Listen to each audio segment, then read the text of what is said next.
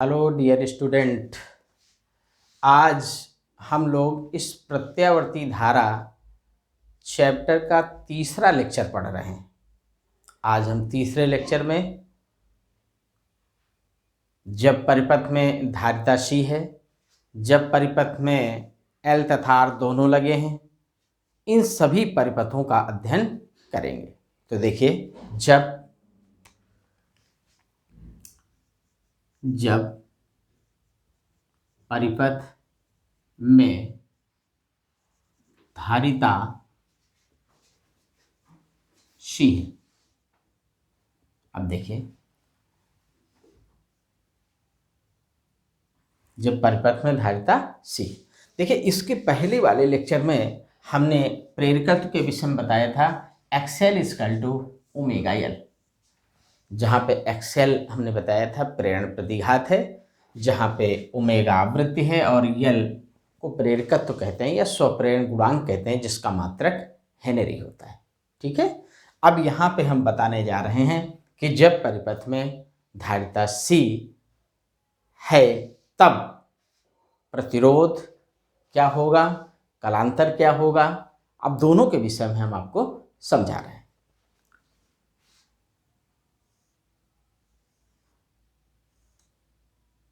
देखिए, इस तरह का कोई सिंबल अगर कहीं बना है तो एसी मेंस को रिप्रेजेंट करता है, प्रत्यावर्ती धारा स्रोत को प्रदर्शित करता है।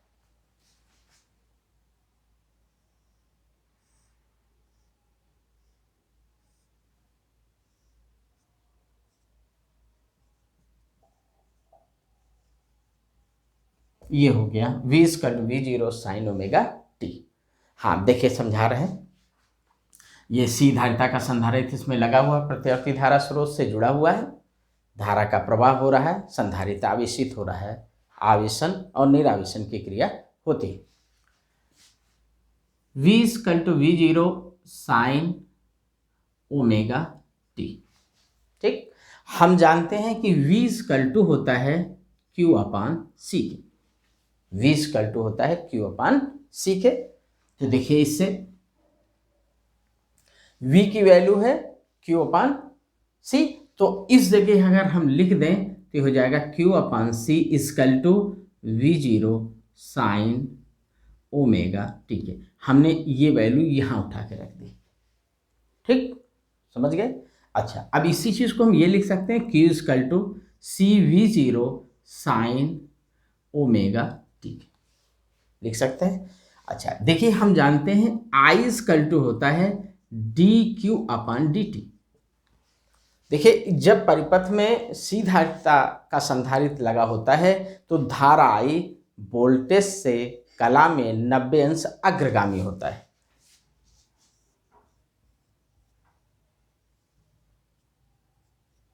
ये कंडीशन होती है, ये कंडीशन होती है। धारा I वोल्टेज V से कला में 90 अंश अग्रगामी होता, मीन धारा पहले अधिकतम मान को प्राप्त करती है, वोल्टेज बाद में अधिकतम मान को प्राप्त करता है। इसी को हम प्रूव कर रहे हैं कि कैसे अग्रगामी होता है। इस इक्वेशन के द्वारा हम समझा रहे हैं कि कैसे धारा वोल्टेज से 90 अंश अग्रगामी होता है।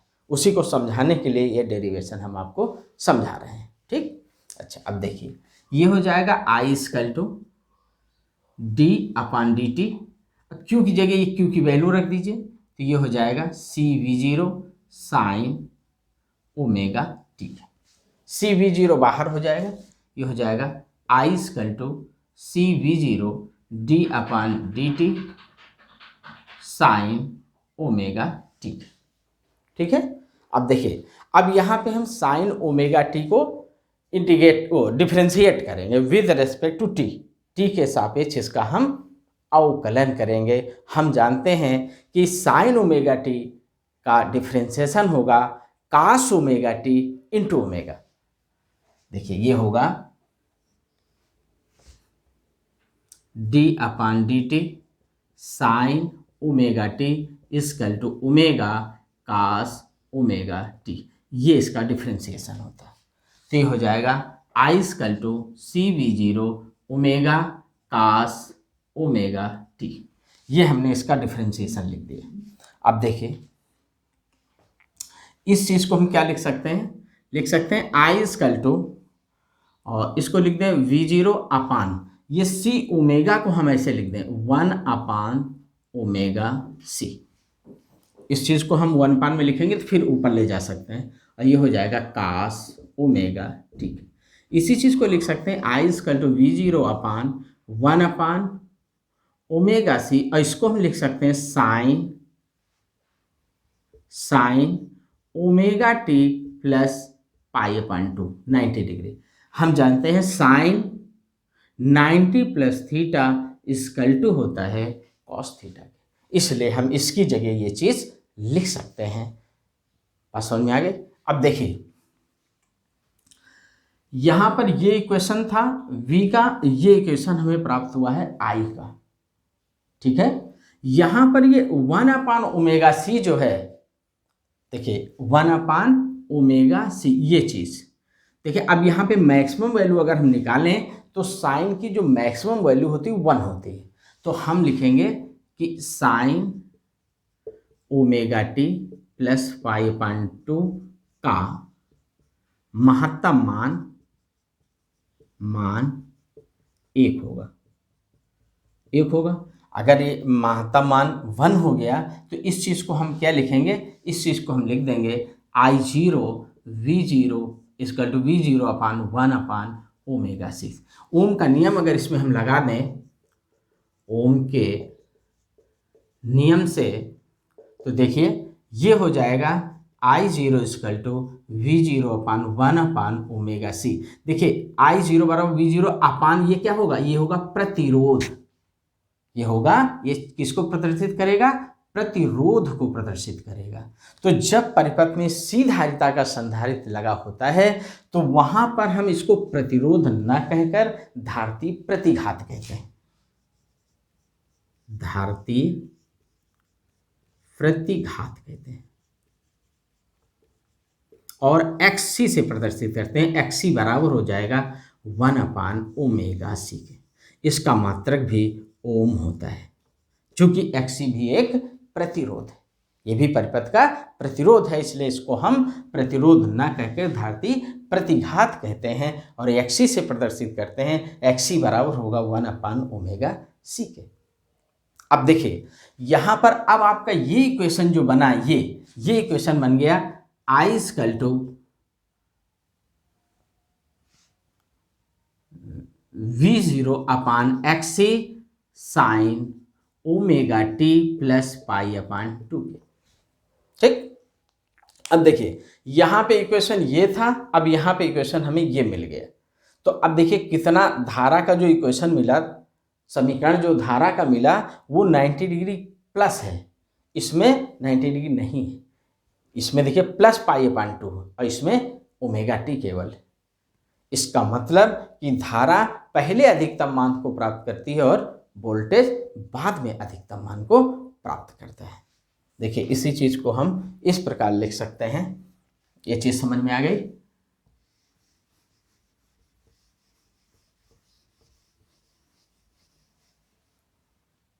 ये चीज भी आपकी समझ में आ गई।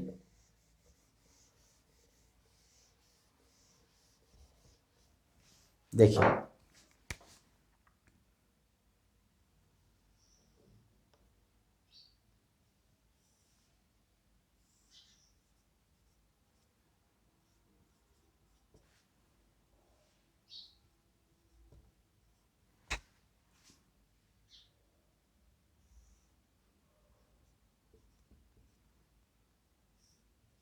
ये पाई अपान 2 हो गया, ये वैल्यू हो गई पाई अपान 2 की, ठीक। अच्छा अब यहाँ पर धारा I वोल्टेज V से कला में 90 अंश अग्रगामी है। धारा वोल्टेज से कला में 90 अंश अग्रगामी है। इसका मतलब धारा पहले अधिकतम मान को प्राप्त करता है, वोल्टेज बाद में अधिकतम मान को प्राप्त करता है। देखिए इसका ग्राफ,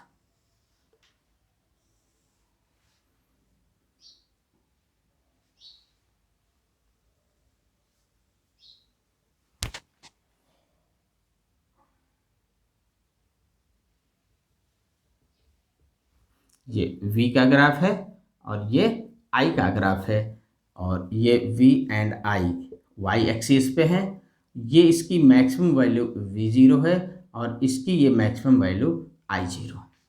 ये है वोल्टेज, यहाँ से जीरो है, जब वोल्टेज जीरो है तब धारा क्या है, अधिकतम है। इसलिए हम कहते हैं कि धारा पहले अधिकतम मान को प्राप्त कर रही है, वोल्टेज बाद में अधिकतम मान को प्राप्त करता है।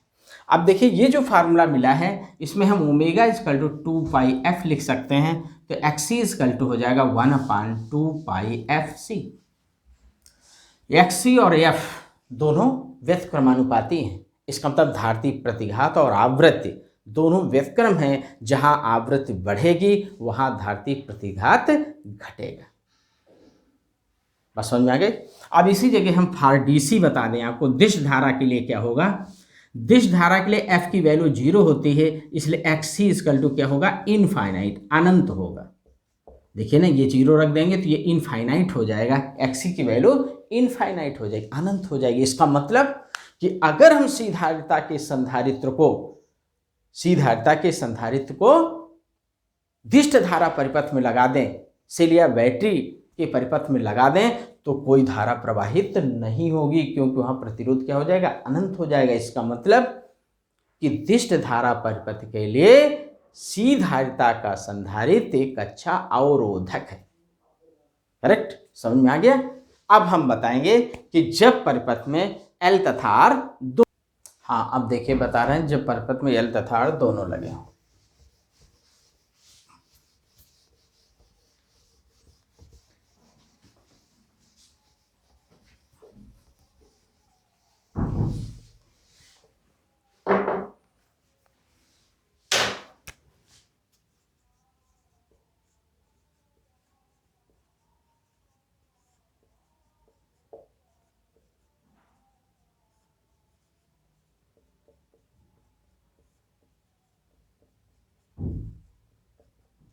दोनों लगे हों।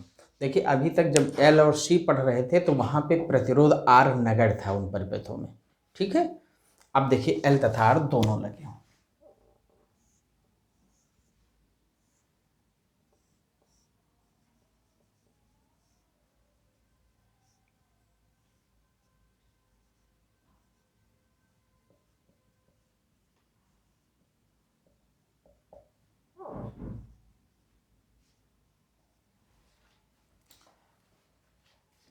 देखिए जब L तथा R दोनों लगे हों, देखिए हम पढ़ चुके हैं कि जब परिपथ में केवल R लगा होता है तब धारा I और वोल्टेज V दोनों समान कला में होते हैं।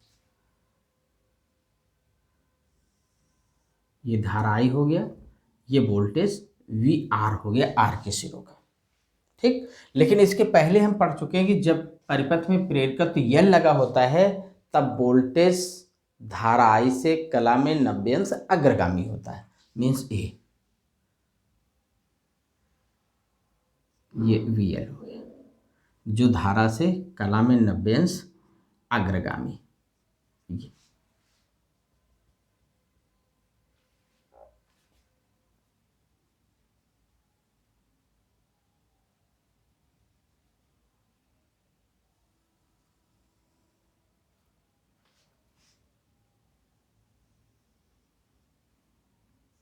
ये परिणामी विभवांतर हमने V मान लिया, ठीक। ये O हो गया, इसको हमने A पॉइंट कह दिया, इसको हमने B पॉइंट कह दिया, इसको हमने C पॉइंट, इसको हम N पॉइंट कह दिया, ठीक। अब ये अगर VL है तो ये भी VL होगा, इसको हमने मान लिया फाई कालांतर, ठीक।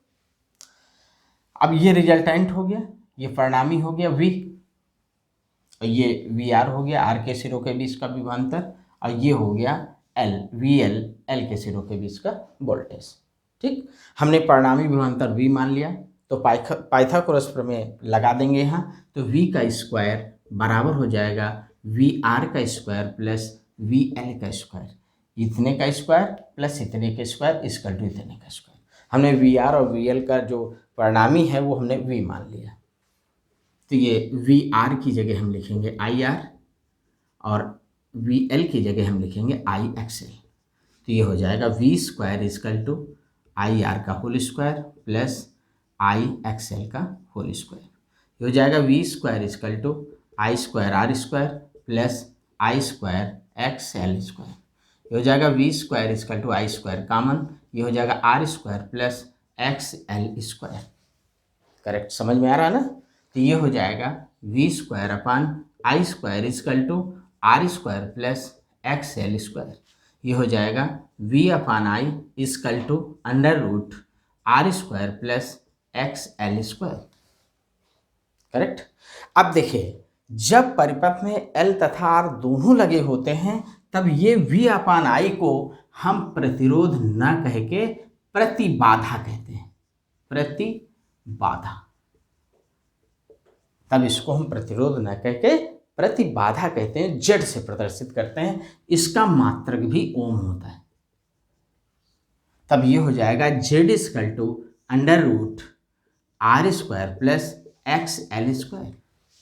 एक्स एल बराबर होता है ओमेगा एल के, इसलिए जेड का अगला फार्मूला हो जाएगा under root R square plus omega L का होल स्क्वायर। तो ये हो जाएगा Z equal to under root R square plus omega square L square. Omega equal to होता है 2 पाई एफ के, इसलिए जेड इजकल टू हो जाएगा under root R square plus omega square करेंगे मीन्स इसका स्क्वायर करेंगे तो 4 pi square F square L square, ये फार्मूला जेड का बन जाएगा। ठीक, ये प्रतिबाधा का फार्मूला हो गया। ये चीज़ आपने नोट कर लिया, समझ में आ गया। इसको हम बिगाड़ दें।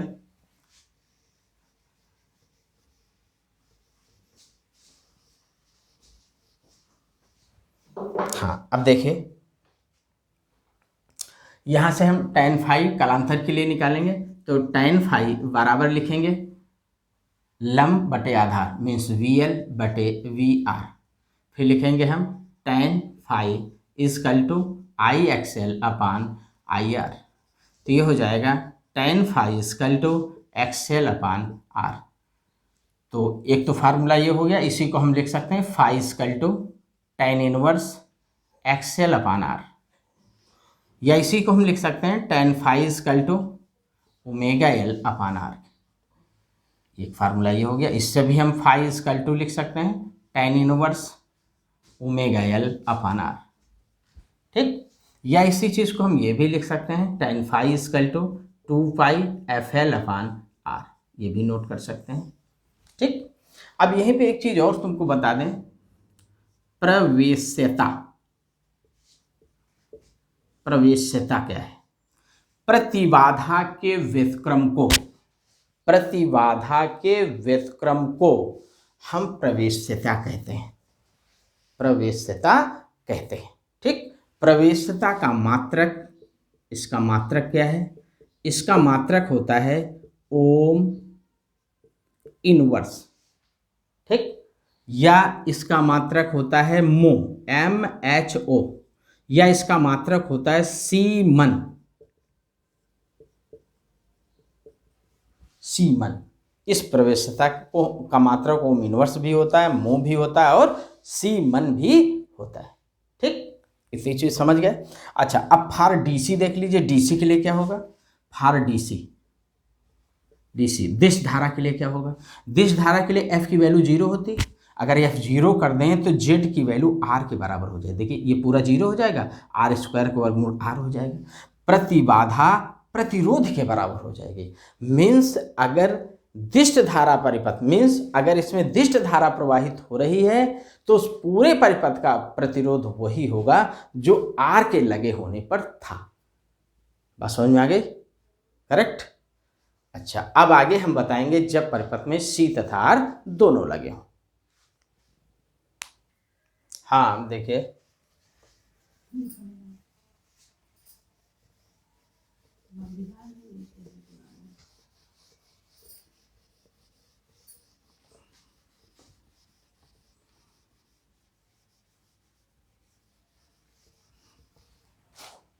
हाँ अब देखिए, सी तथा आर दोनों लगे, सी तथा आर दोनों लगे हो। किस क्रम में लगे रहते हैं? ये सब श्रेणी क्रम में लगे रहते हैं, चाहे एल आर सर्किट हो चाहे सी आर सर्किट हो।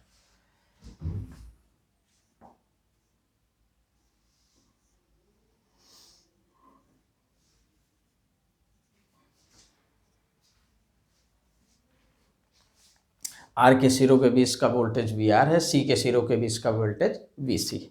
सी और आर दोनों श्रेणी क्रम में जुड़े हुए हैं। देखिए हम जानते हैं जब परिपथ में केवल प्रतिरोध लगा होता है तो वी और आई दोनों समान कला में होते हैं। वी और आई दोनों समान कला में होते हैं। लेकिन जब सी लगा होता है तब वोल्टेज धारा आई से कला में 90 अंश पश्चगामी होता है।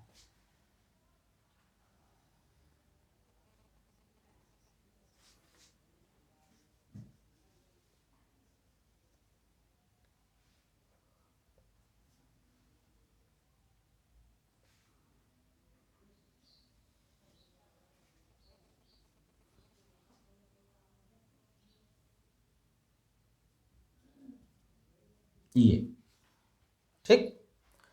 अब हमने वी आर और वी सी का परिणामी विभवांतर वी मान लिया है और ये कलांतर मान लिया फाई। ठीक, फिर पाइथागोरस में लगा देंगे। परिणामी वी हो गया, एक साइड ये है तो ये वी सी है तो ये भी वी सी होगा।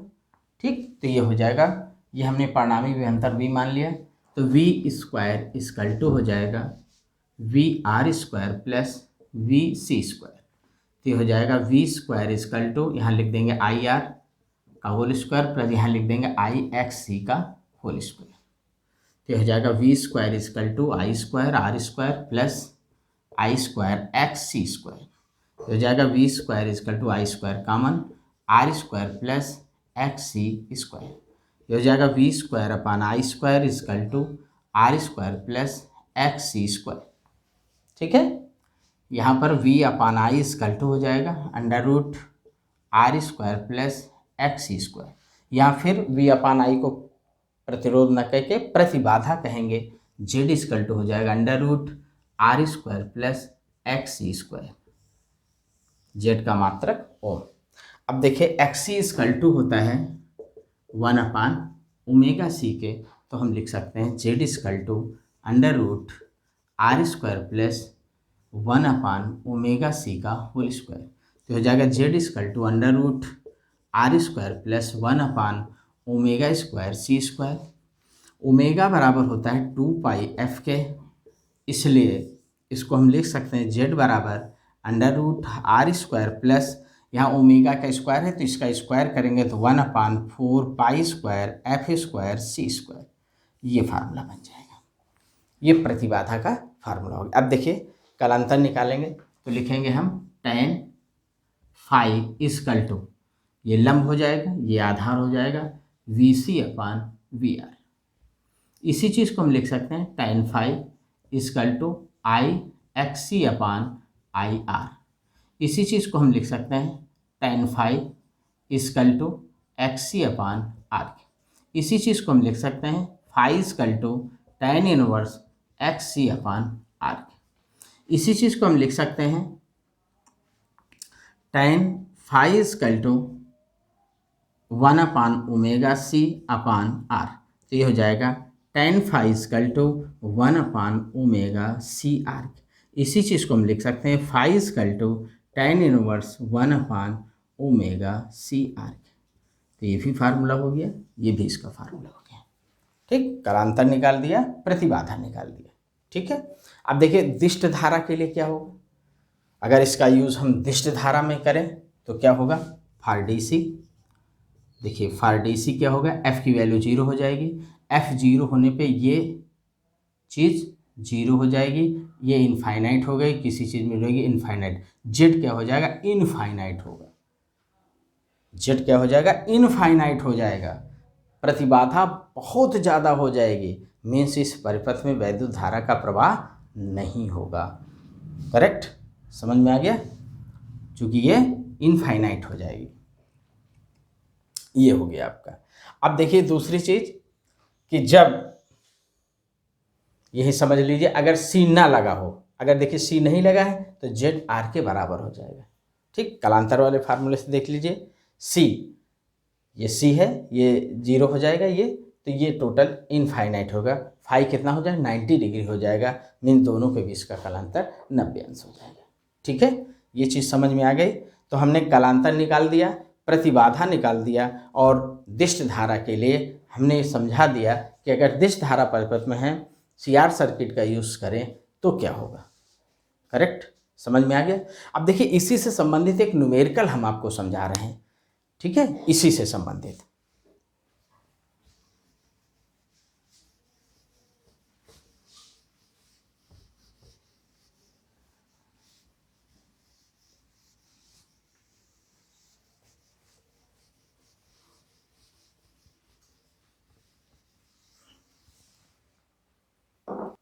हाँ देखिए न्यूमेरिकल से संबंधित एक हम आपको बता रहे हैं जो सर्किट पढ़े हैं।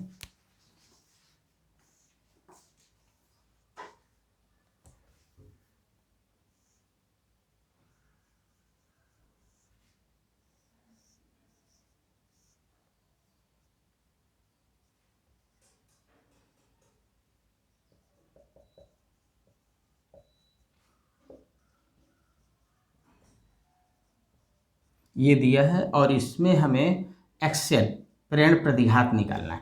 प्रेरण प्रतिघात देखिए कैसे निकालेंगे।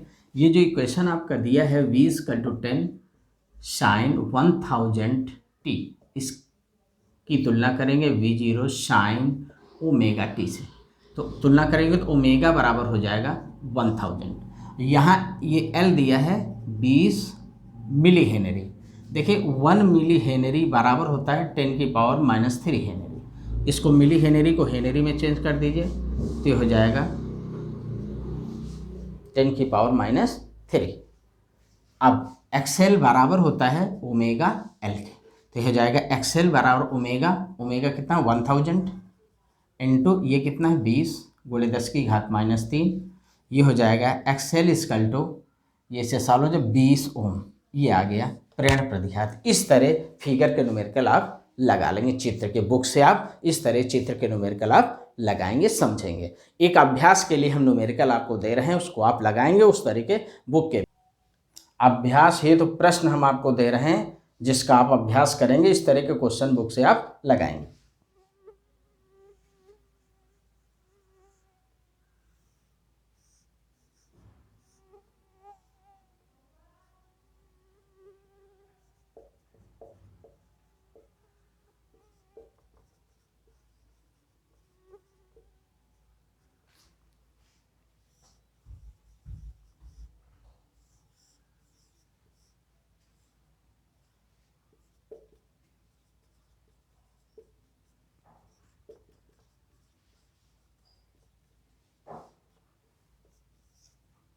ये 2 प्रश्न हमने दिए हैं और दोनों प्रश्नों में प्रेरण प्रतिघात निकालना है। दोनों में आपको प्रेरण प्रतिघात कैलकुलेट करना है, ठीक। इसका अभ्यास करेंगे, अगले लेक्चर में फिर आगे का पढ़ाएंगे। धन्यवाद।